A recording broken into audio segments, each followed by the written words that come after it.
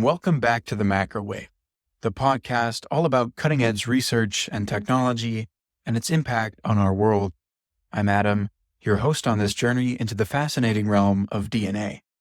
Today, we're bringing you part 1 of 2 on the history of DNA, a story that will lay the groundwork for our later deep technical dives into DNA replication, the fundamentals of virology, and ultimately, adeno-associated virus gene therapy. In this first episode, we'll focus on Friedrich Miescher and the earliest discoveries that led scientists to DNA's existence. Next time, in part 2, we'll pick up the story with the groundbreaking work of Phoebus Levine, Oswald Avery, Erwin Chertoff, and finally, Watson and Crick's famous double helix model. For those of you who are just joining us now, I encourage you to check out our intro episode for the full scoop on our plans for this season and more about what the Macrowave is all about. But if you're ready to dive in, let's roll. We'll explore how scientists first began asking questions about cell composition, setting us on a path that would eventually reveal the molecular basis of heredity. Picture yourself in 1869, when the cell was still kind of like a book written in an unknown language. Before Watson and Crick's double helix, before anyone had even whispered the word DNA, there was a young Swiss chemist about to stumble upon something extraordinary. Meet Friedrich Miescher, our unlikely hero. At just 25 years old, working in the medieval town of Tübingen, Germany, he was about to make a discovery that would quietly revolutionize biology. But here's the twist. It all started with garbage. Yup, you heard that right. While other scientists were working with more prestigious materials, Miescher saw potential in what others threw away: pus-soaked bandages. Now, I know what you're thinking. Gross, right? But these bandages were gold mines of leukocytes, white blood cells, and Miescher knew it. Imagine him in his Victorian-era laboratory, which, by the way, was a converted kitchen. He's surrounded by glass beakers and the sharp smell of chemicals, methodically collecting these discarded bandages. His colleagues probably thought he was mad, and perhaps, in a way, they had a point. He wasn't just using any old bandages.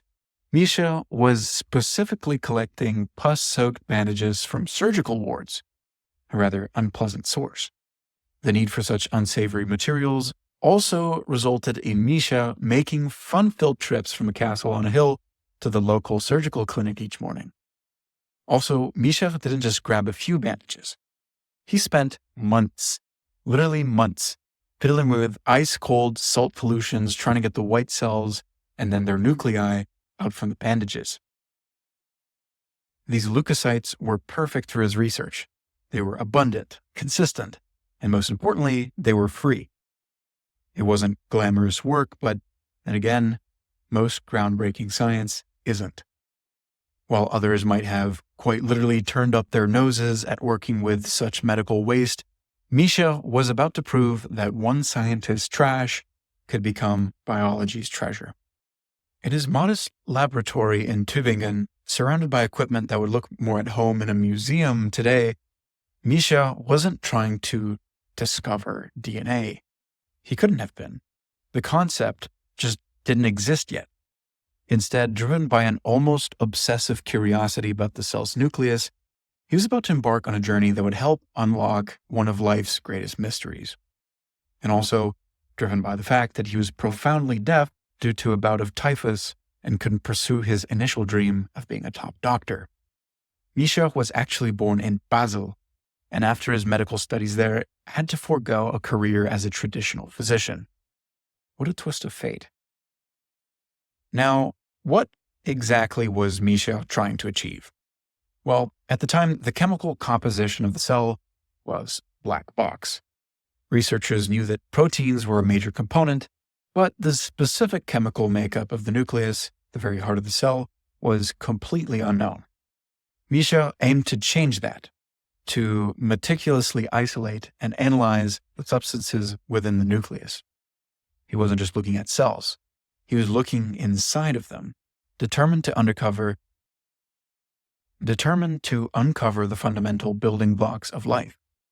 He was looking for one thing but ended up discovering quite another. A common theme in the history of scientific breakthroughs. His method, developed through trial and error, was quite remarkable for the time. He started by separating the pus cells from the surrounding serum using a solution of 1 part sodium sulfate to 9 parts water.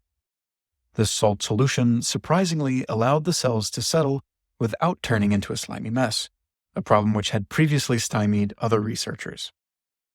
He would then wash the cells repeatedly to remove free fat and other cellular debris. Once he had his concentrated cell sample, the real work began. Miescher employed a carefully crafted sequence of chemical treatments, using proteases to digest away the protein components.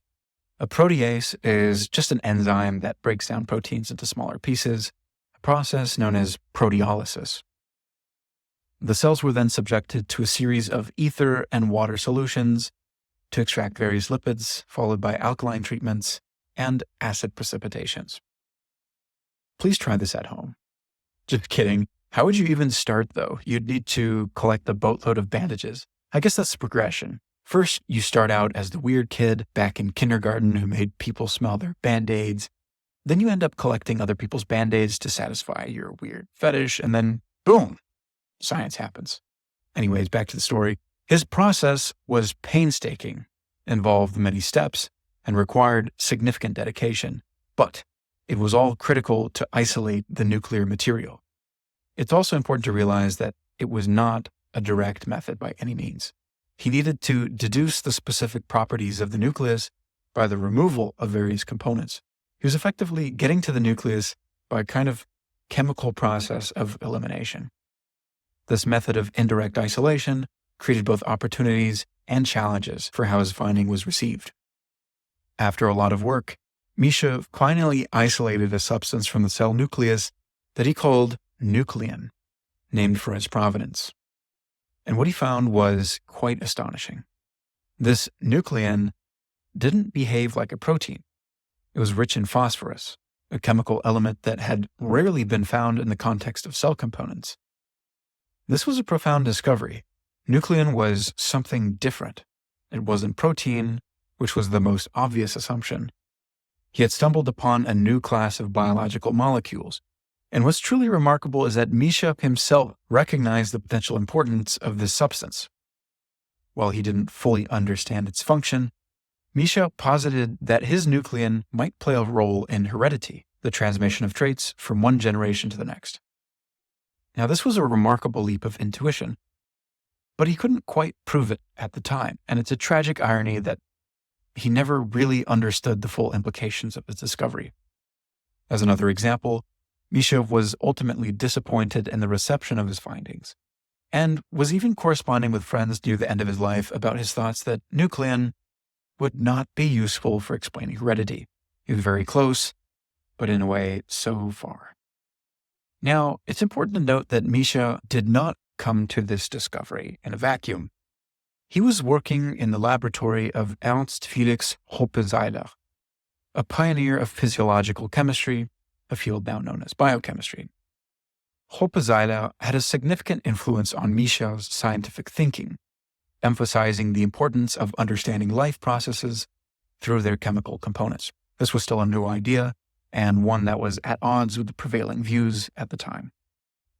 Hoppe-Seyler's lab provided the resources, guidance, and intellectual environment that enabled Miescher's groundbreaking work. But the path to scientific recognition was not smooth at all. Miescher faced significant challenges, and his findings were not immediately embraced by the scientific community. One major hurdle was the delay in publishing his results. Miescher finished his work in 1869, but his paper wasn't published until 1871, 2 full years later.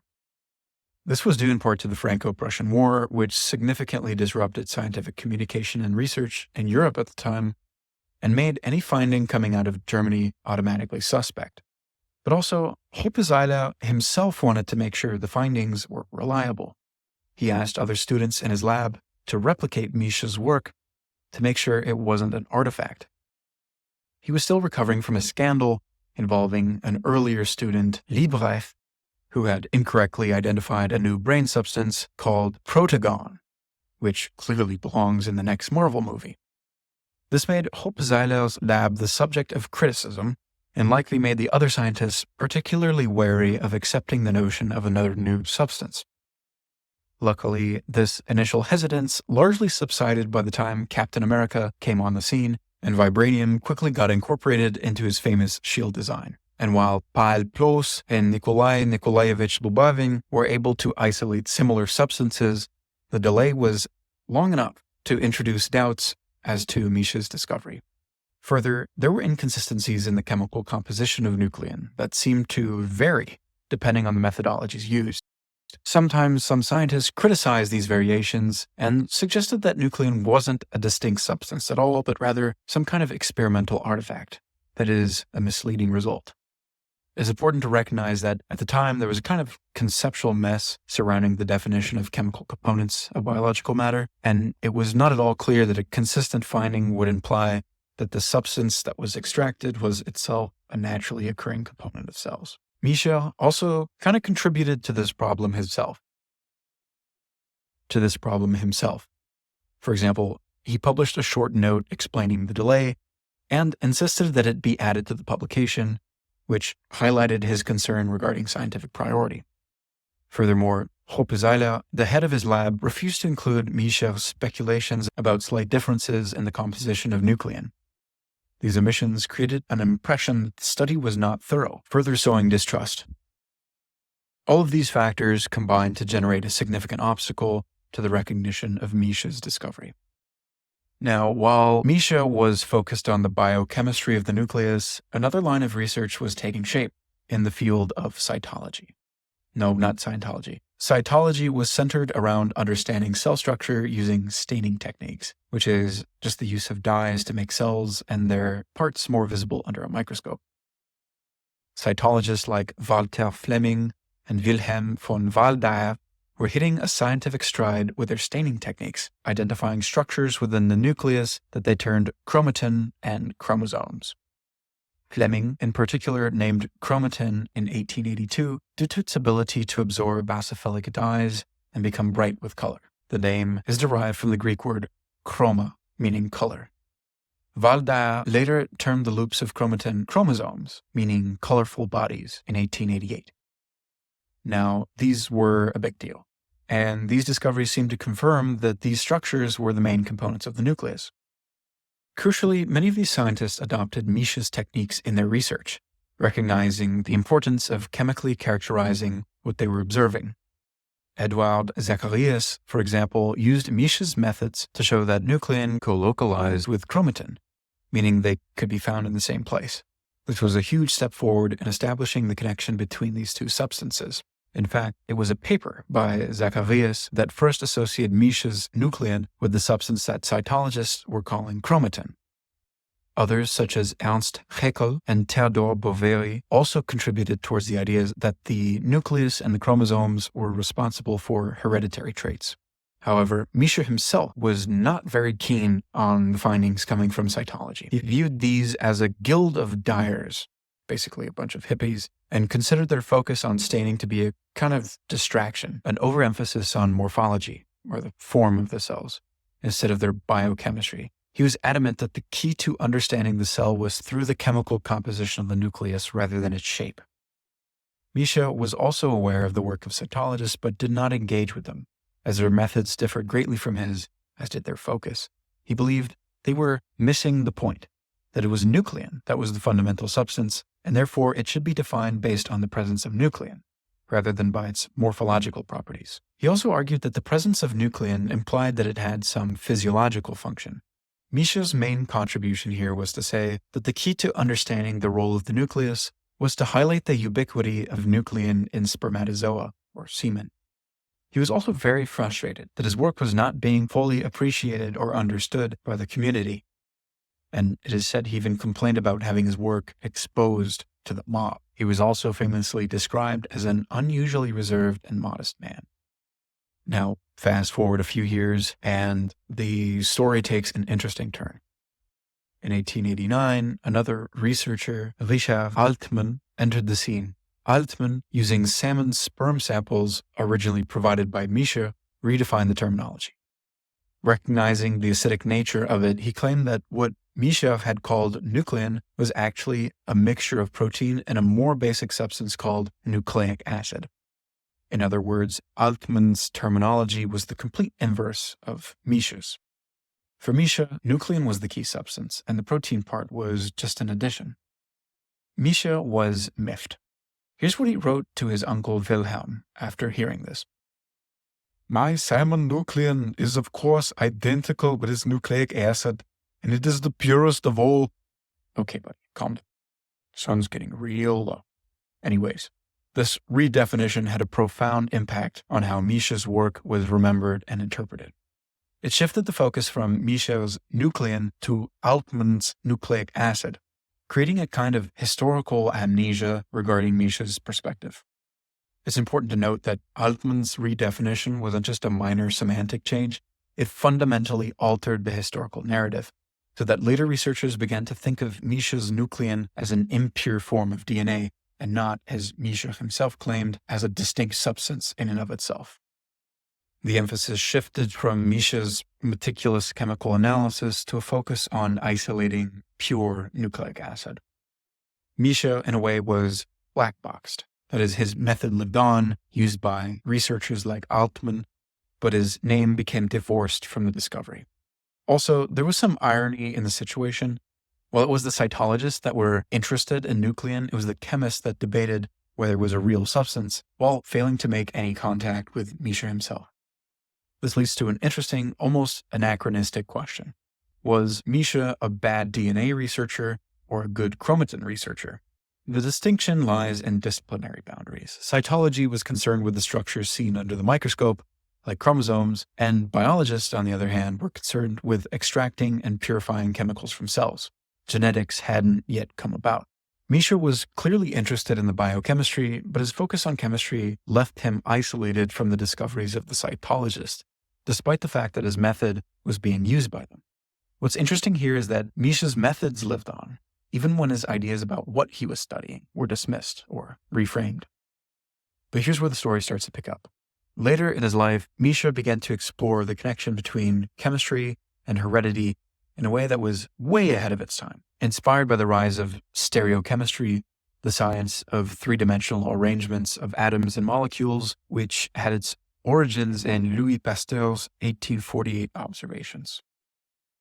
In 1874, both Joseph Achille Lebel and Jacobus Henricus van Trop simultaneously published about the notion of asymmetric carbon.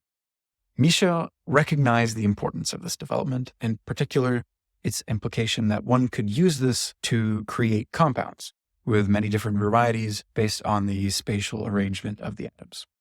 In a letter to his uncle Wilhelm His in 1892, Miescher speculated that the hereditary information was contained in the, quote, manifold asymmetric carbon atoms in organized substances, end quote, that are equivalent to Darwin's gemmules, or gemmules, I'm not sure which one. Now, a gemmule was a hypothetical tiny particle proposed by Charles Darwin in his pangenesis theory. Darwin believed that these gemmules, or gemmules, were produced by every cell in the body and carried genetic information that could be passed on to offspring. I guess the main takeaway from this is that Miescher had an incredible uncle in Wilhelm who was either exceedingly patient or actually interested in his nephew's speculations. But regardless of what type of uncle he had, Miescher identified that the spatial arrangements of atoms could act as a code for transmitting heritable information, suggesting a chemical mechanism for the inheritance of traits. Miescher also understood that sexual reproduction acted as a kind of correction of stereochemical mistakes. Miescher went as far as to draw an analogy to the alphabet, suggesting that just as 24 to 30 letters can be combined in countless ways to produce language, the different spatial arrangements of atoms and molecules could encode hereditary information in macromolecules. His view was that cells don't contain countless chemical substances, but rather a small number of chemical individuals, or compounds, that have a complex chemical structure. In essence, he was arguing that the nucleus and its components are not like an infinite number of substances that are always changing, but rather a small number of well-defined compounds which are organized in a very specific way, a way which is crucial for heredity. This was an incredible insight that suggested information storage and transmission in macromolecules well before that idea was actually established in the field of biology. It's important to realize that Miescher's ideas were essentially precursors to the concept of a genetic code. Unfortunately, this aspect of Miescher's thinking has not been given much attention by historians of biology. The dominant interpretation, such as those by Ernst Mayr and Robert Olby, is that Miescher simply didn't understand the role of nuclein in heredity. These interpretations are perhaps understandable, given that they were published before the emergence of the information age. However, today, it's easy to see his thinking as an uncanny prefiguration of the later understanding of genetic code. But this connection was only established well after his death. Towards the end of his life, while battling tuberculosis, he wrote to a close friend, saying, "Sadly, I don't think it will come to anything," referring to his discovery of nuclein. It's a moment of heartbreaking irony because he was so close. Just as an aside, it's fascinating how different our perspective is as those who live in the present compared to those who came before us. We're often quick to judge our predecessors for not understanding a concept or its implications, instead of recognizing their incredible foresight. Just as the future is a fog to our eyes, and we make our best predictions from incomplete collections of semi-facts, so too did those on whose shoulders we stand attempt to make sense of their own world and its direction. So while Friedrich Miescher might not be a name that immediately comes to mind when we think about DNA, his meticulous work and insightful observations were absolutely foundational. His discovery of nuclein, the identification of its phosphorus-rich composition, and his early speculation about its role in heredity created the essential springboard for future breakthroughs. The concept of a unique chemical substance within the nucleus was a cornerstone that future scientists would build upon. In our next episode, we'll see how Miescher's work influenced the research of figures like Phoebus Levine, who would determine the components of nucleic acids, and then Oswald Avery, Colin MacLeod, and Macklin McCarty, whose experiments would reveal that DNA was indeed the carrier of genetic information. We'll also see the contributions of Erwin Chergav, whose experiments clarified the chemical diversity of DNA. Finally, Miescher's work provided the indispensable chemical context for the work of Watson, Crick, and Franklin, whose insights about DNA's structure and function are pivotal to our understanding of molecular biology. Without the fundamental idea of a unique molecule within the nucleus and its chemical properties, the breakthroughs in the next episode would simply not have been possible. Understanding the chemical properties of nuclein was essential for subsequent researchers to build on Miescher's finding, and provided the necessary context for future discoveries, and led directly to the development of an information theory in biology. It's critical to remember that the path of discovery is complex, and each step is essential. And as we explore the technical details of DNA structure, its replication, and role in gene therapy in the upcoming episodes, we should keep Miescher's story in mind. His work provides not only a historical perspective, but it lays the conceptual groundwork for all that is to come. By appreciating the foundations, we can better appreciate the remarkable depth of our current understanding. So join us next time as we pick up the baton from Miescher and continue our exploration of the blueprint of life. Sources used in this episode can be found in the show notes and include a translation of Miescher's original paper on pus cells. Thank you for listening.